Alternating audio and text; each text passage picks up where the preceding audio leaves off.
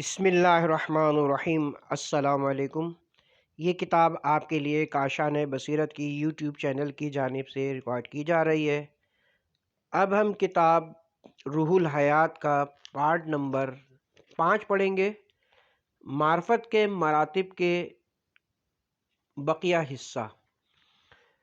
جناب امیر المومنین علیہ السلام اور آپ کے اصحاب اپنی طاقتوں کو اطاعت و عبادت میں صرف کرتے تھے۔ اللہ تعالیٰ نے ان میں اس قدر برکت بخشی کہ انسانی قوت سے بڑھ گئی۔ اسی لیے جناب امیر المومنین علیہ السلام نے فرمایا ہے کہ خیبر کے دروازے کو میں نے اپنی جسمانی قوت سے نہیں اکھاڑا بلکہ قوت ربانی سے۔ یہ ایسی قوت ہے اگر چاہیں تو ہاتھ ہلائے بغیر آسمان و زمین کو ٹکرا دیں۔ یہ طاقت موت سے معدوم نہیں ہوتی، موت کے بعد بھی ویسے ہی برقرار رہتی ہے، چونکہ مشیت الہی کے بغیر ان کا کوئی ارادہ نہیں ہوتا اور یہ اپنے ارادے کو چھوڑ کر مشیت الہی کے تابع ہو جاتے ہیں۔ اسی لیے اللہ تعالیٰ اپنا ارادہ ان کے قلب میں ڈال دیتا ہے اور تمام کام اس کی تدبیر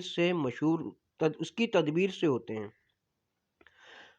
مشہور حدیث ہے کہ مومن کا قلب اللہ تعالیٰ کی 2 انگلیوں میں ہے، یعنی اس کی قدرت میں جدھر چاہتا ہے پھیر دیتا ہے۔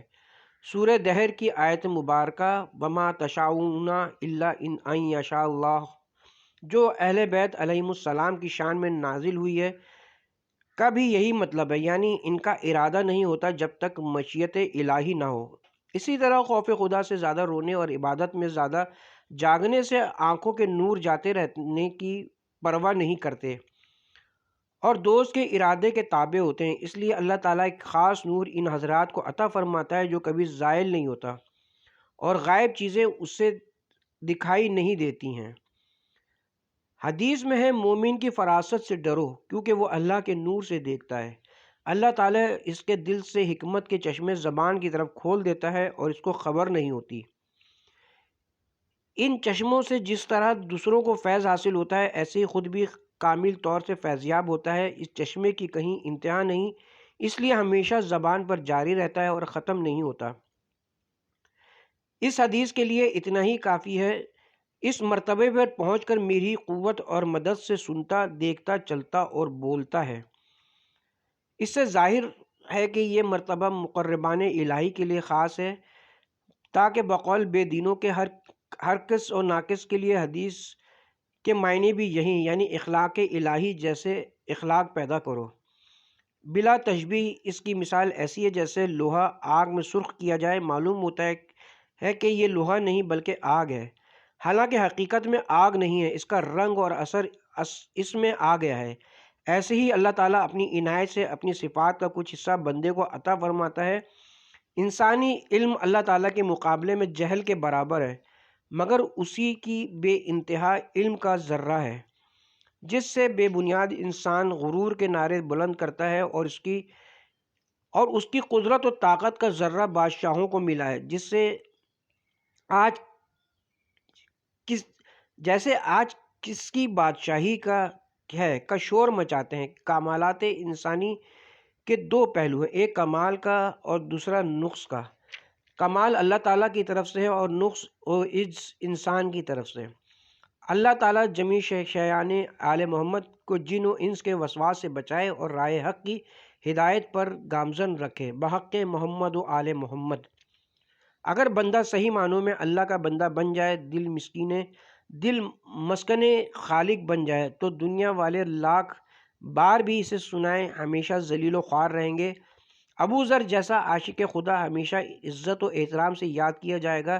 یزید لاکھ مرتبہ بھی بزم خود خوش ہو جائے کہ میں نے حسین کو ذلیل و خوار کر دیا، مگر حسین قیامت تک منبر شرف پر احترام سے یاد کیے جائیں گے اور یزید پر ہمیشہ لعنت کی بارش ہوتی رہے گی۔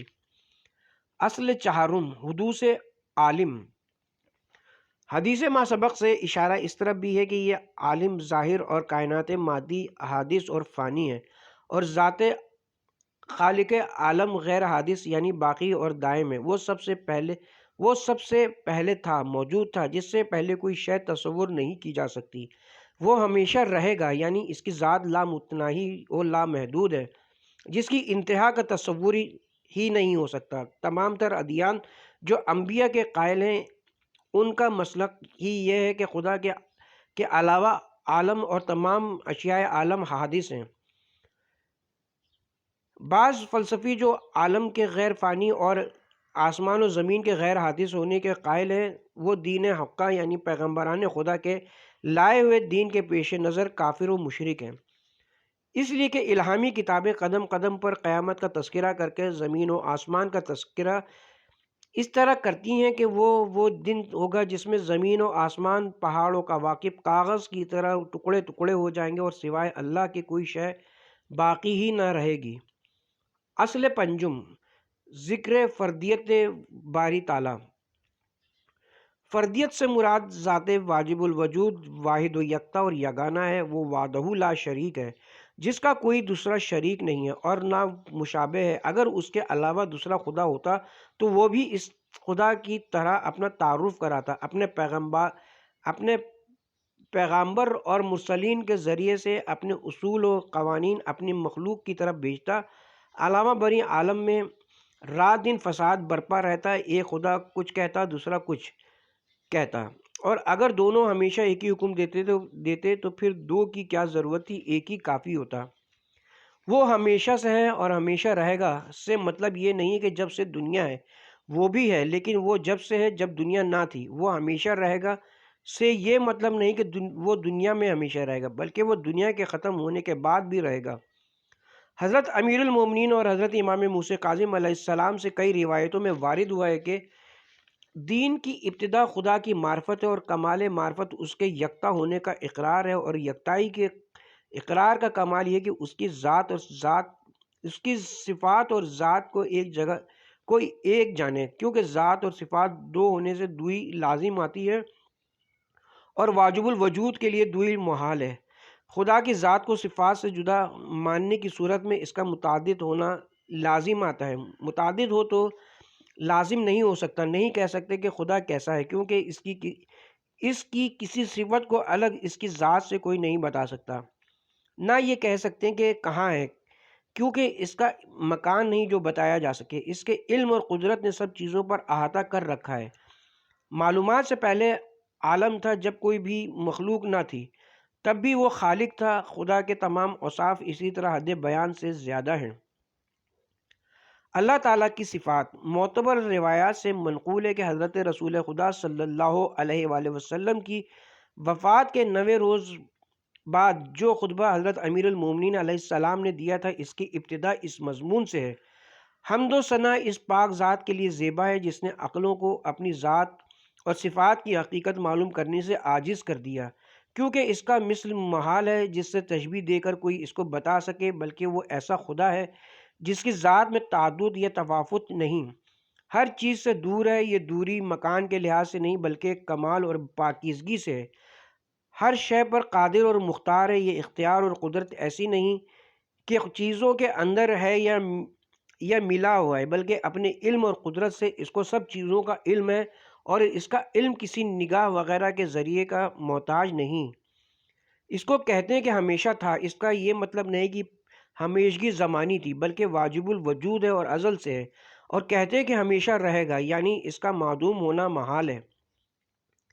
منقول ہے کہ حضرت امام محمد باقر علیہ السلام نے فرمایا: خداوند تعالیٰ قدیم ہے، واحد ہے اور صمد ہے، یعنی اس کی صفتیں ایک ہی ہیں، اس کی ذات میں تعدد نہیں۔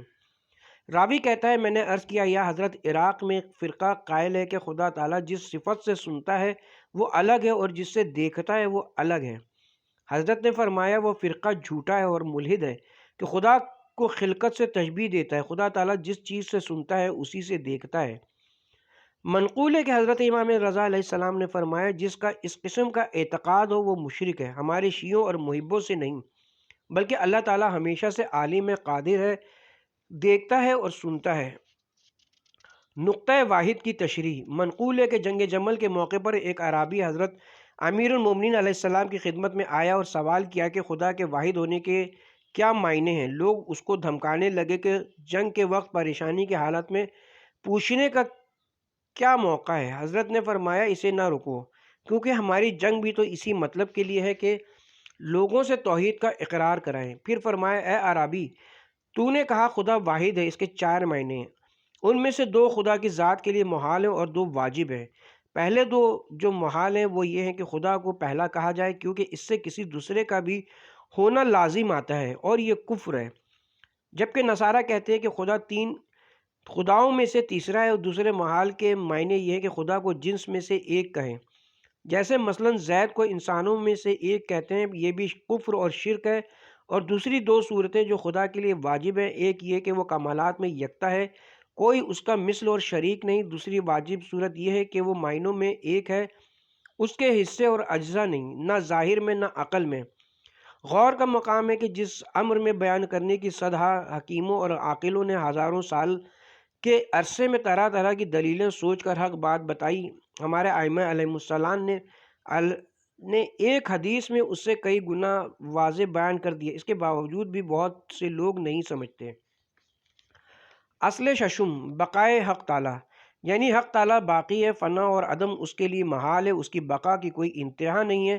بعض لوگوں کا خیال ہے کہ کیونکہ بہشت اور دوزخ ہمیشہ رہیں گے اور ان کے رہنے والے بھی ہمیشہ رہیں گے، لہٰذا یہ ابدی صفت خدا کے ساتھ مخصوص ہی نہیں رہی، بلکہ جنتی اور دوزخی بھی ابدی ہو گئے، حالانکہ ایسا نہیں ہے۔ بقائے الہی بالذات ہے اور بقائے عوام بالخیر ہے، اور بقائے الہی ایک صفت اور ایک حالت پر ہے، اور بقائے عوام کی مختلف خصوصیات مختلف اوقات اور ادوار میں بدلتی رہتی ہیں، یعنی کبھی خاک تھی، کبھی پانی، کبھی گوشت تھا، کبھی ہڈیاں، کبھی سیاہ تھا، کبھی سفید، غرض ایک حال پر باقی نہیں تھا، اور خدا ہر زمانے میں ایک ہی حال پر باقی رہتا ہے۔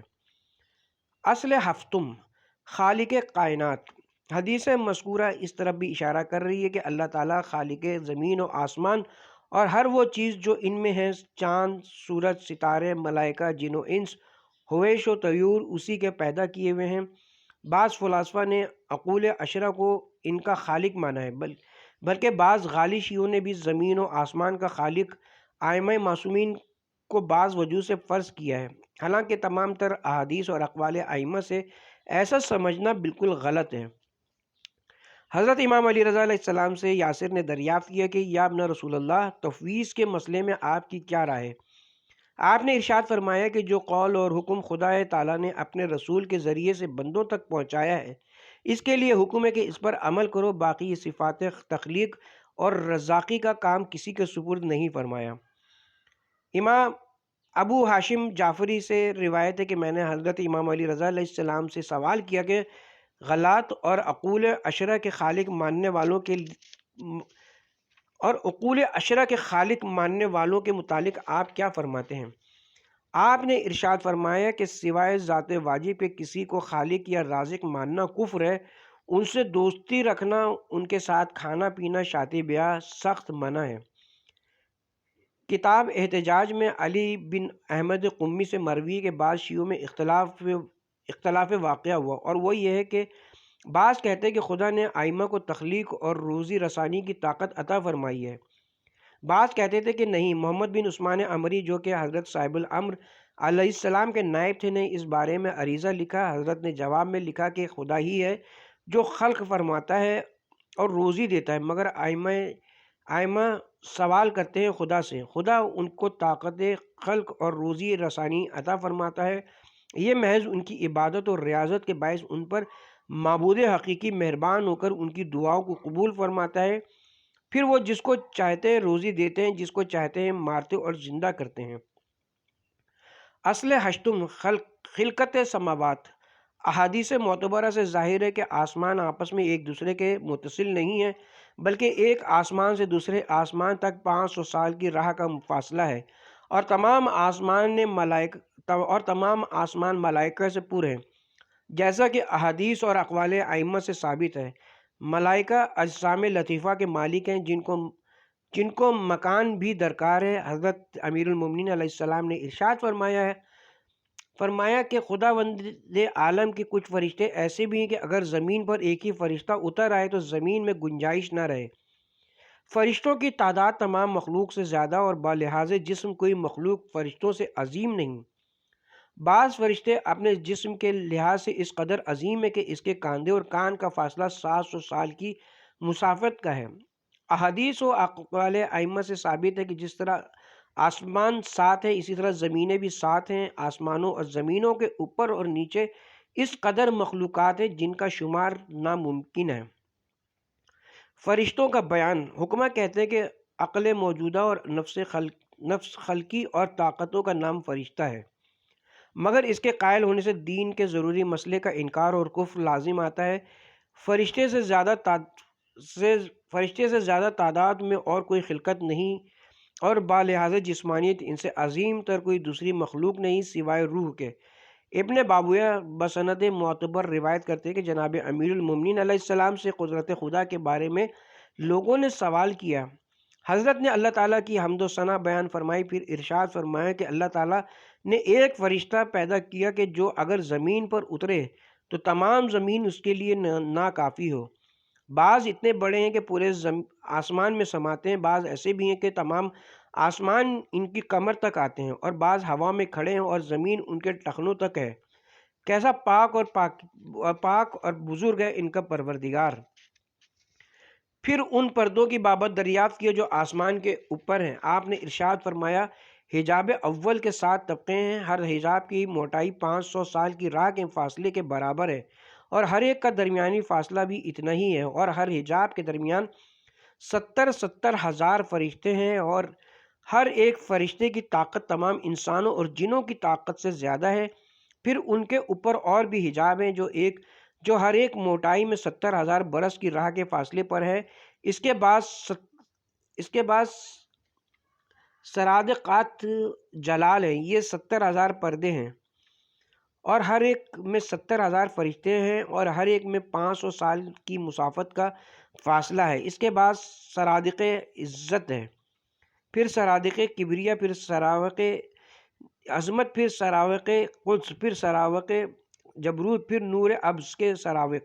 اس کے بعد سراوق وحدانیت ہے، اور اس کا فاصلہ 70,000 سالہ راہ کے فاصلے کے برابر ہے۔ اس کے بعد حجاب اعلیٰ ہے۔ علی بن ابراہیم نے امام جعفر صادق علیہ السلام سے روایت کی ہے کہ حضرت نے فرمایا کہ فرشتوں کو اللہ تعالیٰ نے مختلف پیدا کیا ہے۔ حضرت رسول اللہ صلی اللہ علیہ وآلہ وسلم نے جبرائیل کو دیکھا کہ ان کے 600 بازو تھے، اور پنڈلیوں پر موتی اس طرح تھے جیسے سبزے پر شبنم کے قطرے پڑے ہوں، اور زمین و آسمان کے درمیان سمائے ہوئے تھے۔ جب اللہ تعالیٰ میکائیل کو زمین پر آنے کا حکم فرماتا ہے تو اس کا ایک پاؤں 7ویں آسمان پر ہوتا ہے اور دوسرا زمین پر۔ پھر فرمایا اللہ تعالیٰ نے ایسے فرشتے بھی پیدا کیے ہیں جن کا آدھا جسم برف کا ہے اور آدھا آگ کا۔ ان کی تسبیح یہ ہے، اے خدائے پاک جس نے برف اور آگ میں الفت پیدا کر دی، ہمیں اپنی تسبیح اور عبادت پر قائم رکھ۔ پھر حضرت نے فرمایا فرشتے کھاتے پیتے نہیں، نہ جمع کرتے ہیں، ان کی زندگی نسیم عرش ہے۔ بعض فرشتے ایسے بھی ہیں کہ قیامت تک رکوع میں رہیں گے، بعض سجدہ الہی میں، اور ہر شب 70,000 فرشتے زمین پر نازل ہو کر کعبے کا طواف کرتے ہیں، پھر رسول خدا صلی اللہ علیہ وسلم پر سلام پڑھتے ہیں، پھر امیر المومنین پر سلام پڑھتے ہیں، پھر قبر امام حسین علیہ السلام پر آتے ہیں، اور صبح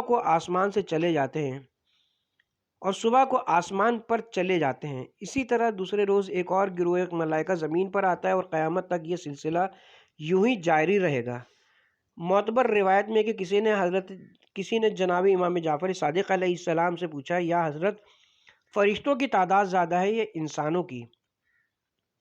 آپ نے ارشاد فرمایا، قسم ہے اس خدا کی جس کے قبضہ قدرت میں میری جان ہے، فرشتے زمین کی خاک کے ذروں سے بھی زیادہ تعداد میں ہیں جو صرف آسمان پر ہیں، اور آسمان پر پاؤں رکھنے کی بھی ایسی جگہ نہیں ہے جہاں فرشتے کا امکان نہ ہو۔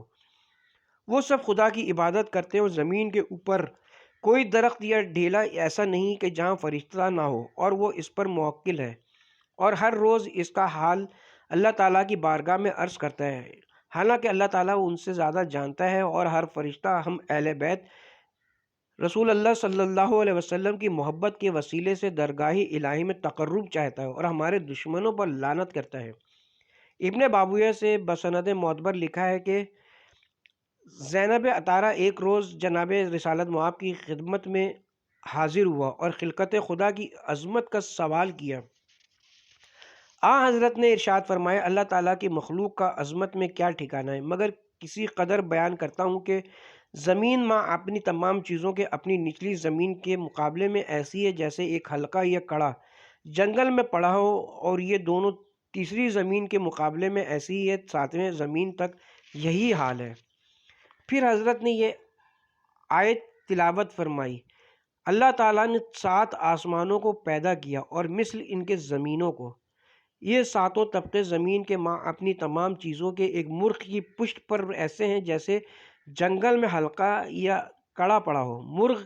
اس مرغ کا ایک بازو مشرق میں اور دوسرا مغرب میں، اور یہ مرغ ایک ایسے وسیع سنگ پر ہے جس کے مقابلے میں یہ تمام چیزیں ایسی ہیں جیسے جنگل میں کوئی حلقہ پڑا ہو، اور وہ ایک مچھلی کی پشت پر پڑا ہے جس کی وسعت کے مقابلے میں تمام چیزیں حلقہ صحرا کی مانند ہیں، اور مچھلی ایک دریائے تاریک میں کہ اس کی وسعت کے مقابلے میں تمام اشیاء حلقہ صحرا کی مانند ہے، اور اس کے نیچے سریا ہے کہ سب چیزیں اس کے سامنے حلقے کی طرح ہیں کہ جو صحرا میں پڑا ہو، جیسا کہ قرآن مجید میں ارشاد ہوا ہے، اسی کے لیے ہے جو کچھ آسمانوں اور زمین میں ہے، اور جو کچھ ان دونوں کے درمیان ہے،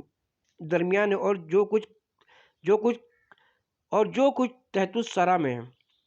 یہ سب چیزیں آسمان اول کے مقابلے میں مثل حلقے کے ہیں جو جنگل میں پڑا ہو، اور 7ویں آسمان تک ایسا ہی ہے ایک دوسرے کے مقابلے میں وسعت کا حال، اور یہ تمام آسمان و زمین دریائے مکفوف کے مقابلے میں مثل حلقہ مذکور کے ہیں، اور دریائے مکفوف کوہ تغرق کے مقابلے میں حلقہ مذکور کی طرح ہے۔ پھر یہ تمام چیزیں حجاب نور کے سامنے ایسی ہیں جیسا کہ حلقہ مذکور اور حجاب نور 70 ہیں کہ نگاہ ان کے سامنے اندھی اور بے بصارت ہو جاتی ہے۔ یہ تمام چیزیں کرسی کے سامنے ایک حلقے کی مانند ہیں، وسیع کرسی السماوات والارض، اس کی کرسی آسمانوں اور زمین سے وسیع ہے۔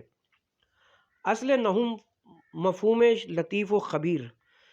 لفظ لطیف 4 معنی میں استعمال ہوا ہے۔ نمبر 1، وہ چیز جو نہایت باریک ہو اور دیکھنے میں نہ آئے، اس معنی سے مراد خدا بھی ہو سکتا ہے کیونکہ وہ بھی دیکھنے میں نہیں آتا۔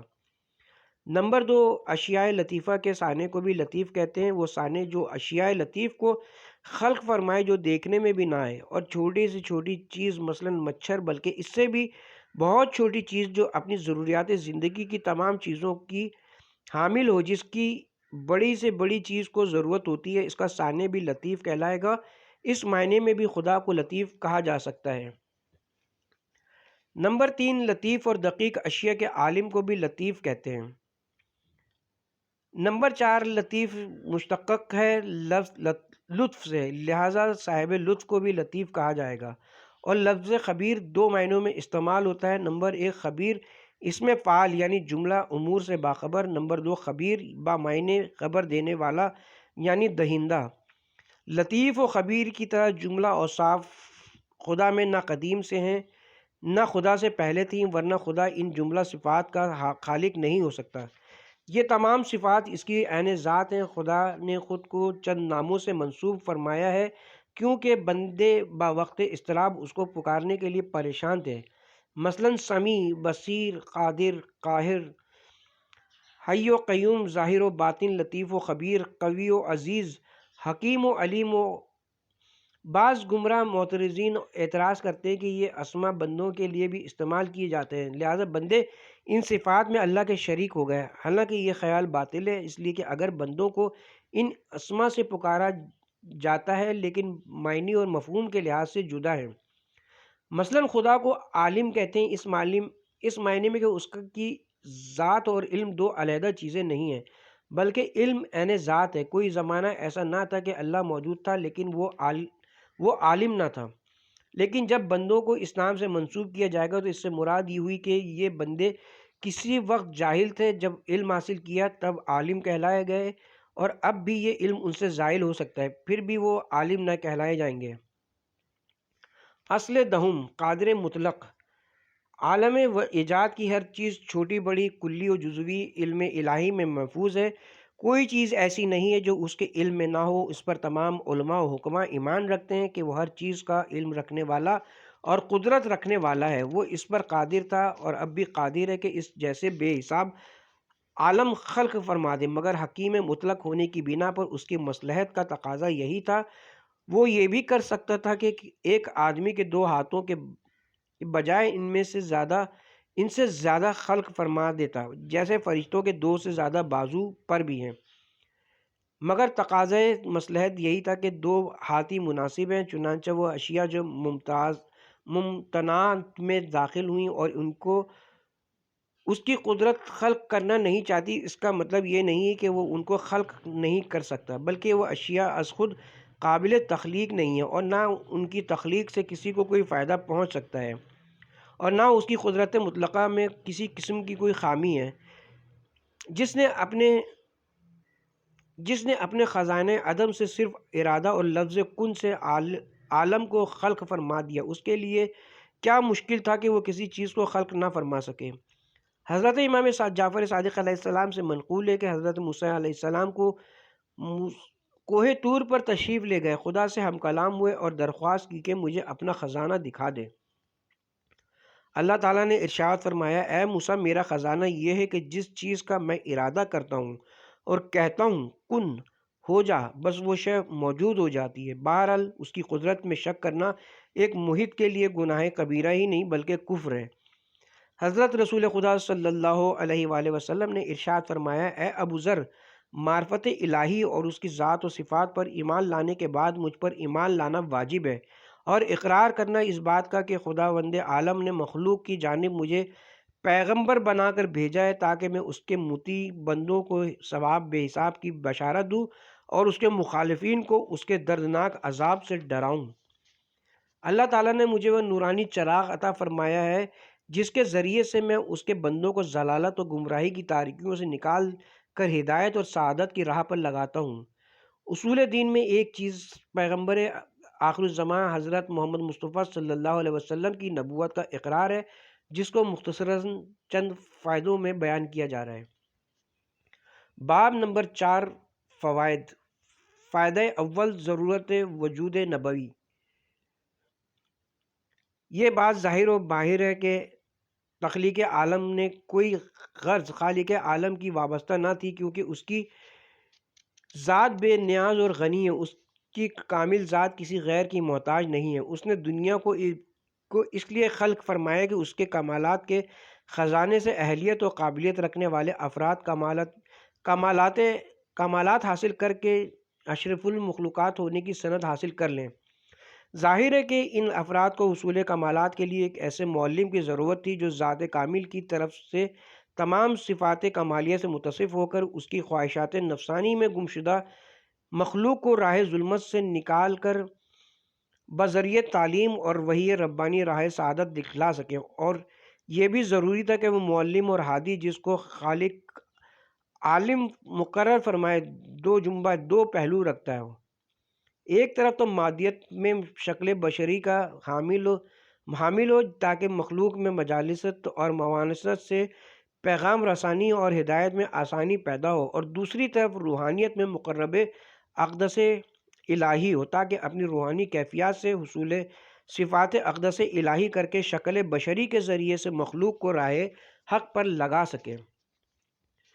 چنانچہ منقول ہے کہ ایک زندیق حضرت امام جعفر صادق علیہ السلام کی خدمت میں آیا اور چند سوال کیے۔ ان میں سے ایک سوال یہ بھی تھا کہ نبی یا رسول کی کیا ضرورت ہے؟ حضرت امام نے ارشاد فرمایا، کیونکہ میں یہ ثابت کر چکا ہوں کہ ہمارا خالق اللہ ہے، صانع جمیع مخلوقات ہے اور صفات جمیع مخلوقات سے منزہ ہے، اور امور اس کے مصلحت اور حکمت پر مبنی ہے۔ مخلوق کی آنکھیں اس کو نہیں دیکھ سکتی، احساسات اس کو معلوم نہیں کر سکتے، وہ جسم نہیں رکھتا کہ جس کے روبرو گفتگو کی جا سکے، لہٰذا اس ضرورت کے پیش نظر کسی ایسے ذریعے کا ہونا ضروری ہے جو مصلحت خداوندی کے حکیمانہ نسا کے مخلوق تک پہنچا سکے، تاکہ وہ اس پر عمل کر کے فائدہ اٹھا سکے جو ان کی بقائے ابدی کا ذریعہ بنے، اور وہ امور ترک کر سکے جو فنائے نسل اور دیگر مہلک ترین نقصانات کا باعث ہوں۔ ان لوگوں کو جن کو مصلحت خداوندی نے اپنی مخلوق کے لیے ضروری سمجھا، ان کا نام نبی اور رسول قرار دیا، جو سیرت میں اخلاق خداوندی کے حامل اور صورت میں بشریت سے مشابہ ہوں۔ ان کو نبوت و رسالت کے ثبوت کے لیے معجزات عطا کیے گئے، مثلاً مردوں کو زندہ کرنا، نابینا کو بینائی دینا، امراض لا علاج سے نجات دلانا، چاند کے 2 ٹکڑے کرنا، سورج کو غروب کے بعد واپس پلٹا دینا وغیرہ۔ اور خدا کی زمین کسی وقت بھی ان سے خالی نہیں رہ سکتی۔ اگر پیغمبر